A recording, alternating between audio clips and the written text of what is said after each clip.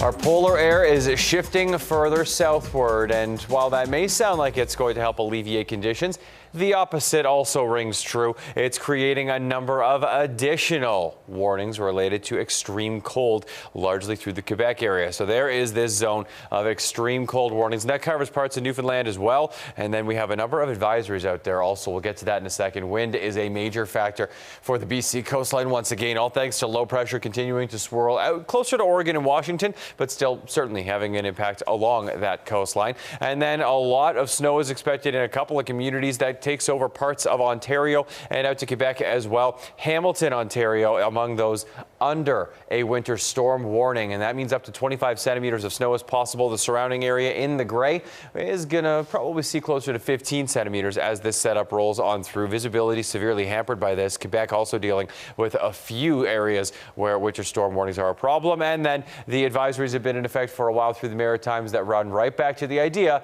that winter storms are possible there too. So they just have to wait and see if it happens to develop in that area. On the forecaster, we're just going to focus in here along a large band of moisture that's still working its way on through, and look how briefly it stays as rainfall. The instant it makes it to the shore, it decides to convert, and that's creating a large amount of snowfall along those coastal regions, the highest snowfall totals, in fact, that we're seeing across the nation. National forecast: minus 13 in Edmonton and minus 5 in Calgary, then 10 degrees today in Victoria, 9 in Vancouver.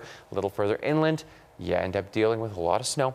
Minus 18 in Regina, minus 21 for Saskatoon, then minus 25 in Winnipeg, and minus 21 in Thunder Bay. It's minus 9 for Montreal, minus 7 in Ottawa, 2 degrees in Toronto, and then minus 12 in Sudbury, minus 6 for St. John's, minus 8 for Charlottetown, and minus 1 in Halifax. Your top stories are next.